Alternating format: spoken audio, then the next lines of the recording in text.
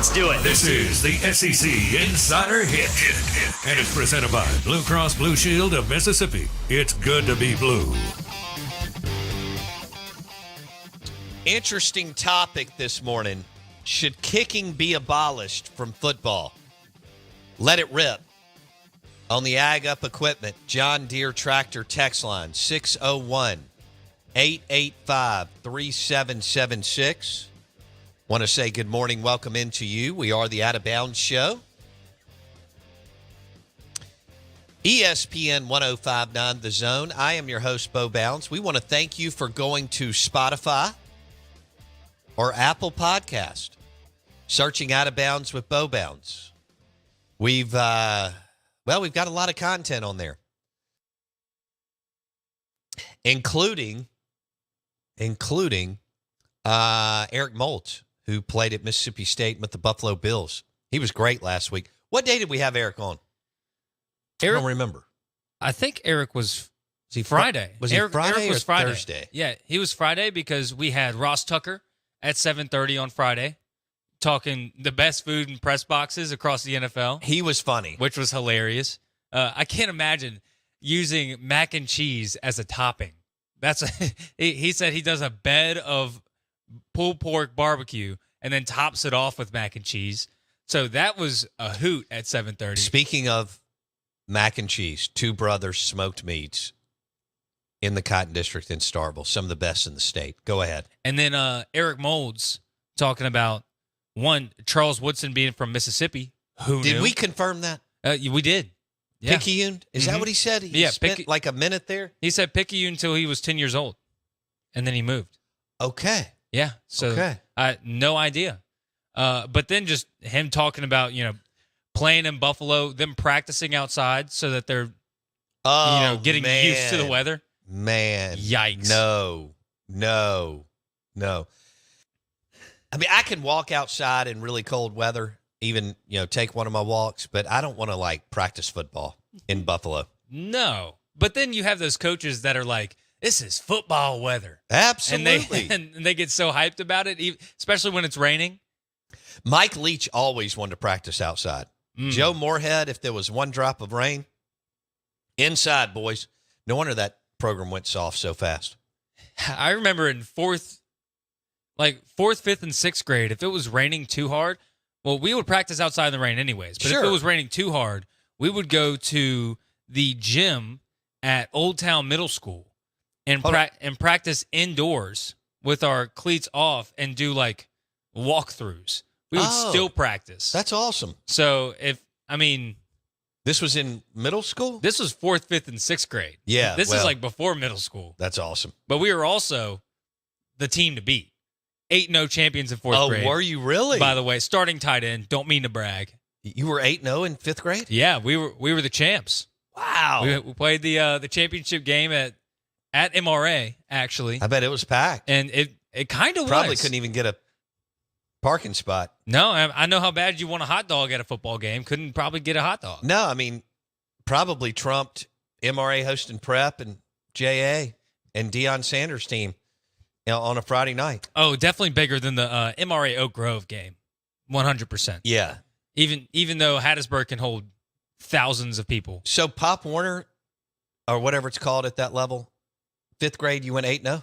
Fourth grade, we went 8-0. I'm sorry. Fifth grade, we went undefeated until the championship and lost. And then sixth grade, we did the same thing, undefeated until the championship and lost. All you need is two kids, At that level, you need two kids that nobody can tackle. Right.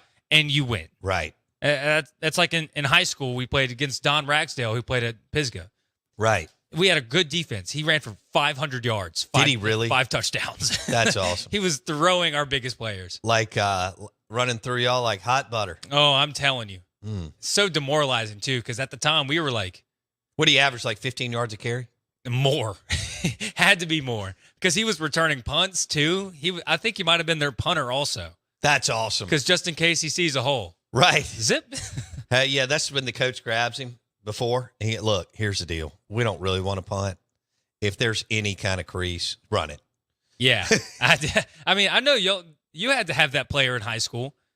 either in basketball, because basketball is probably the same thing in high school. I mean, if you got a kid who's better than everybody else, just let him shoot. Yeah, or get him in the post. post. Think of who that would have been. It's not jumping out at me, but that was a long time ago. Let me think about like a dominant player like you're talking about. I'd have to think through that. I can't think of anybody that was dominating. Some good players, but okay. The Out of Bounds Show is brought to you by Blue Cross Blue Shield of Mississippi. It's good to be blue, the official healthcare provider of the Out of Bounds Show. Blue Cross Blue Shield of Mississippi. It is good to be blue. Good morning. Welcome in. Again, thanks for going to Apple Podcast and or Spotify and searching Out of Bounds with Bo Bounds, hitting the podcast. We would love for you to hit the subscribe button. If you want to give us a 5-star rating, Jason would be happy. He spends a lot of time on that. And it's awesome. So we're on Spotify and we're on Apple Podcasts. Search Out of Bounds with Bo Bounds. I just read an article this morning and wasted 3 or 4 minutes of my life. I'll never get back. And it was Joe Moorhead to the NFL as a coordinator, possibly. Man, Bruce Feldman will shill for some coaches. And so the title of the article is, it should be What the Hell is Going On, but why Akron coach Joe Moorhead shouldn't be overlooked in the NFL coordinator carousel. Now, he ties it into the fact that Joe Brady did such a great job with the Buffalo Bills after they fired Ken Dorsey, who was a former quarterback for the Miami Hurricanes. And, of course, Joe Brady comes on the scene, and we all lost our minds when Ed Ogeron stole him from Sean Payton's staff as Brady, I think, jumped up on a whiteboard during some kind of coach's tutorial. I don't even think it was an official clinic, but it could have been.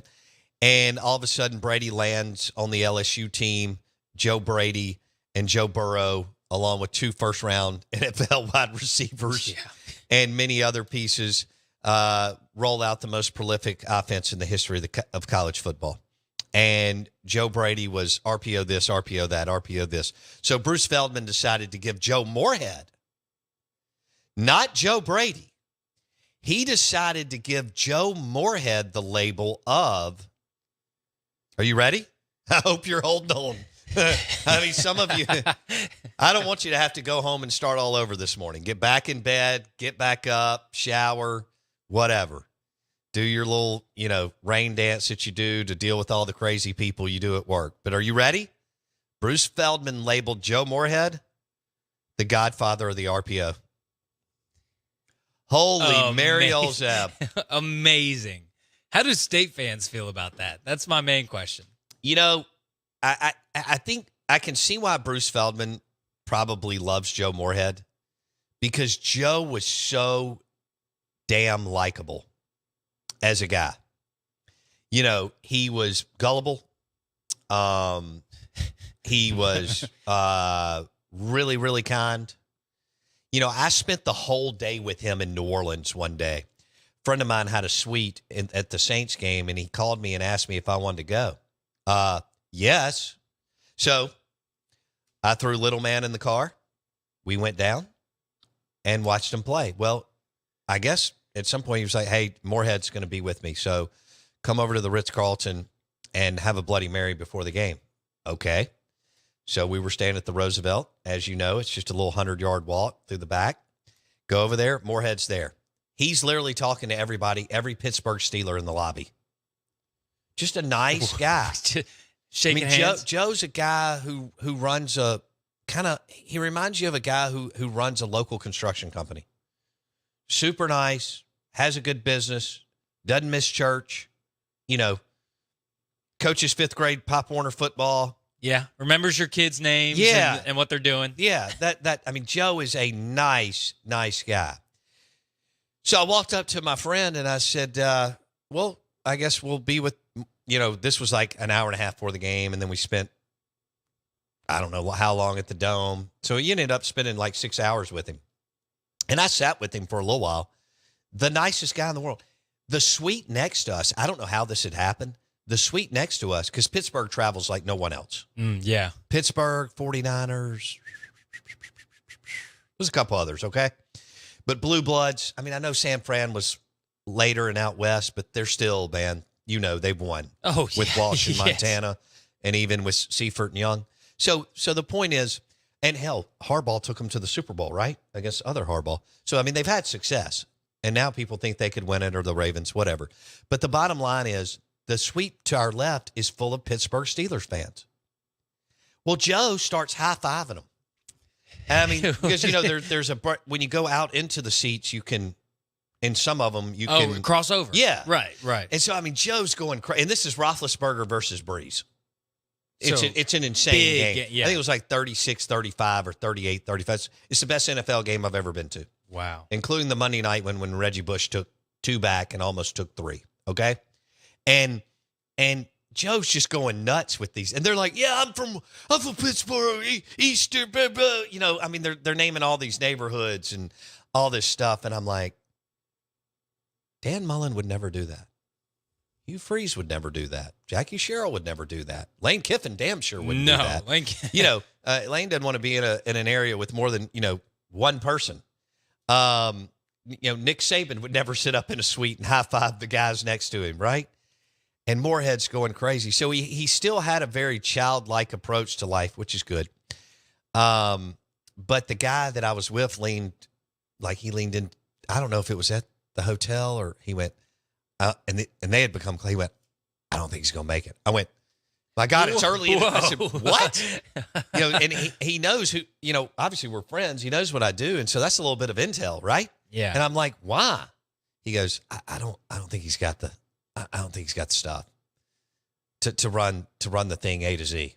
And it was right then, and I couldn't come on the air the next Monday and go, okay, it's not going to work. Yeah. I mean, inside info. Dabbled a little bit, and then later I called him and asked him, put the screws to him. I was like, why do you think that?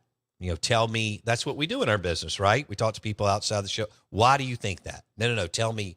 I need more than that. I don't need a message board post. Why do you think that?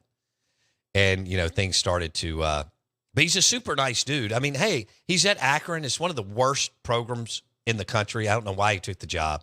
He so badly wanted a head coaching job. Moorhead so badly wanted to prove, because I don't think he thought he was getting fired when he walked in with Cohen after the, was it the Music City Bowl, Jason? Where they lost did they lose to Louisville? I think it was. Anyway, like the highlight of the game was Willie Gay stripped a ball away from either a running back or a quarterback on the first few plays of the game, and State recovered and went up, and then Louisville outscored them like 34-7 the rest of the game. Yeah, it was the loss in 2020, January 3rd, the 38-28. Okay. Loss to Louisville. Okay. Music City. Yeah. So I wake up to that article this morning. Bruce Feldman writes an article about Joe Moorhead going to the NFL as a coordinator. I mean, are we in La La Land? Here's something else that I want to talk about. Good morning. Welcome in. We are the Out of Bounds Show. I'm your host, Bo Bounds. We'll have Mike Detillier, WWL Radio TV New Orleans. Mike Detillier at 8:30. And at 9:30, we've got Stephen Schock, former UVA baseball player. He gave up the home run to Tanner Allen. I think he did. Okay. He's self-deprecating times a million as far as but he was a pitcher and brought in relief. You're going to have, he recognizes you're going to have these unbelievable moments. And then you're going to have these moments where, hello, you get brought in all the time when it's 6'5", 5'4", 7'6". You're going to get your you-know-what tattooed. And you're going to be the guy on the mound that gives up the walk-off, whether it's a single, double, or a homer. But Stephen Schock, UVA, what's his handle, or what's his nickname? His nickname and his handle on Twitter is Big Donkey 47. Big Donkey 47 from Are they the Cavaliers? They are. They are. Dang, they are. And he's in North Carolina now. He was in Delaware. Ooh. He was coaching a high school team up there. Joe Biden country. Yeah, that is. I've never been to Delaware. I don't think I drove through Delaware on the way to D.C. I don't think that would have. I've driven up and back. Anyway, go ahead. I drove from New York when I was driving back all the way down here. Okay. We drove over the Delaware Bridge. Oh, did that change your life? Well, it is pretty cool because that's the Delaware River, the picture of George Washington standing up on the boat. Absolutely. I remember it. Super sweet. Yeah. The bridge itself. I don't think the bridge anxiety. was there when he was there. Yeah, well, no. But I think he was, he did get a good portrait there. Yeah. And then now he's in North Carolina. And, I was talking to him about, what he's doing now. Where is he? Do you know? He is, he said he's close to the coast because he's working at D1 there. And Winston-Salem? Because he wanted to do baseball and the beach. And I was like, this guy has his head on straight. Wow. He's teaching baseball and he's close to the beach. That's a pretty good call. Yeah, you need to be in an affluent area if you're going to do any kind of lessons in life. Oh, yeah. Tennis, baseball, softball. Got to drive up that hourly rate. Mm-hmm. Can't do it for $50 an hour. No. It's got to be $100. Like if Jake Mangum ever came back here, I don't know if he would be interested at all in doing this. I'd just hang a shingle and I'd be like, it's $300 an hour. I'm the hit king. And then I'd just sit down. And then I'd wait for the next dad to walk in. Oh. How much is it? $300 an hour. Done.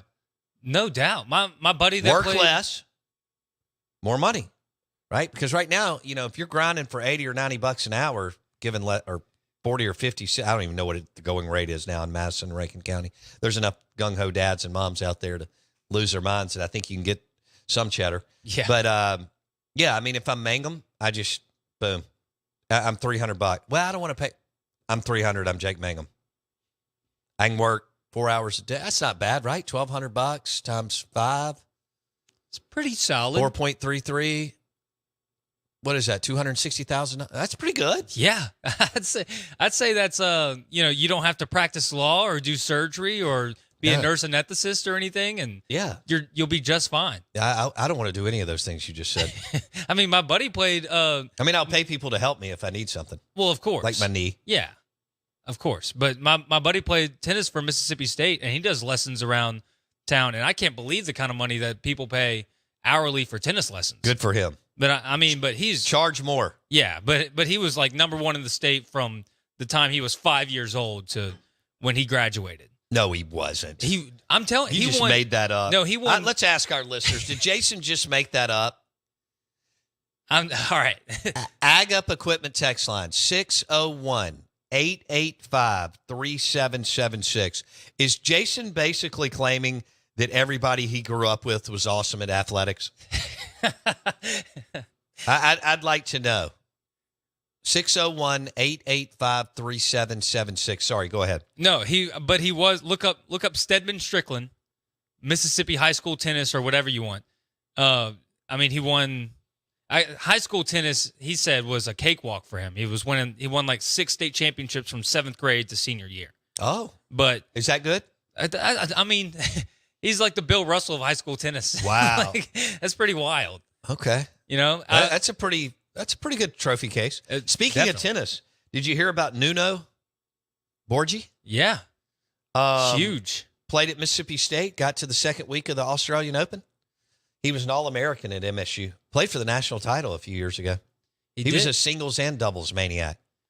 And he held his own against the number 3 in the world. I know, man. I saw Six Pack speak. My buddy Steven was really monitoring it. He loves tennis. And Wendy's mom loves tennis. So when we started I don't know when it was, last Thursday or Friday, I said, you got to jump on board the Nuno Borgi bandwagon. First Portuguese or player from Portugal to make it to the second week of the Australian Open. Yeah. That's kind of cool. Sweet 16. Pretty crazy. Yeah. And, Hail State alum, too. That's and wild. Hail State alum. Yeah. I saw him play in person. He's nasty. Did you really? Yeah. Because that's when my buddy was on the Mississippi State tennis team. They won the SEC championship. I think it was 2019. I saw that. I didn't even know when I was looking at Nuno when I got, I guess the start was Saturday afternoon. I was looking through his bio, and he was on an SEC championship team. This league is loaded in tennis. Yes. Georgia. Mississippi State lost Andy Jackson to Florida, like back in, Jason, 93. Jeremy Foley comes in. Before we even were talking about Jeremy Foley hiring Billy Donovan in 97, right? Right. Hiring Urban Meyer in, whatever that was, 6, and Dan Mullen. Foley comes and gets, I think his name was Andy Jackson. Dude was rolling in the late 80s, early 90s. And then they lost their way for a little while. And then Ole Miss got good at tennis. And then, it kind of goes in cycles. But they've been good at times, both men's and women's. So your buddy played with Nuno Borgi? He did, yeah. He and there's also a guy, his name is Gio. That's a cool name. Maybe last name Armani. He's Italian. He plays. Okay, now that's a cool name. Yeah, he plays. Is he good looking? He is. I mean, he's super cool too. Okay, so if that guy walks into Milan today and order, or Bravo, and he's good looking and ripped like a tennis player and orders an Aperol Spritz, he's not going to have a problem. No, okay. Not at all. He could get any lady if he wanted to. I think his last name Go to Local 463 tonight about 7:30. Ooh, they'll be clawing at him. Tell a 40-plus-year-old woman that may have to that's call your the name. cops. Yeah, right? Exactly. I mean, how many Madison ladies Jackson ranking will be in there with the hopefully the Tito's vodka martinis? Yeah, if I was him, I'd just walk in with my shirt off. Catch him on a ladies' night? Absolutely. That's perfect. Derek doesn't care. No. I mean, as long as you're tipping. Yeah, as long as you're spending money. If you're buying the filet or the bone-in and you're leaving 20%, yeah, you can wear whatever you want, yeah, buddy. you darn right. We just went totally off the rails. We really did. But I'm having fun over here. Well, I went into football, and we went from Joe Moorhead as the godfather of RPO to some tennis guy from Italy hitting on women at Local 463. I just need to know, can any other show do that? Well, it's funny, and it'll all wrap back around here because you mentioned that the article says he's the godfather of the RPO. Nick on the text line, who never misses, says, Godfather, ? He's not even Fredo. Wow. Excellent segue back around. I know. The difference was Matt Luke left like Rocky Felker, and there's something to this. Jackie Sherrill talked about it. Matt Luke left a super healthy roster for Lane Kiffin. Joe Moorhead left a disaster for Mike Leach. Yeah. And so where true. Mike wasn't, good at recruiting or staffing, only a handful of guys in the country could have won 7 games in year 2 with that mess, much less 9 games in year 3. It's just that unbelievable double-edged sword of what we always talk about with our programs and with our teams. And that's how it all happened. But yeah, I spent the day with Joe Moorhead at the Saints game, and he's high-fiving Pittsburgh Steelers fans like a kid. And there's something cool to that. And then a lot of people would look at it and go, I want my coach a little more, whatever. He is a hell of a nice guy. That's why I can see Bruce Feldman is able to get whatever he wants from him. So he writes a great article about him, about NFL teams being interested. No doubt. Can Joe coach football? Yes. Especially as an OC? No doubt. He took the Akron job. They'd won 2 games in 3 years. Went prior to his arrival. That's setting you up. And their last name's the Zips. That's setting you up for failure. The Out of Bounds Show is driven by your next Ford F-150 truck. Mack Hike Ford, I-55 North in Jackson. Are you in the market for a Ford F-150 truck, pre-owned or new? Go see my guys. Mack Hike Ford, I-55 North in Jackson.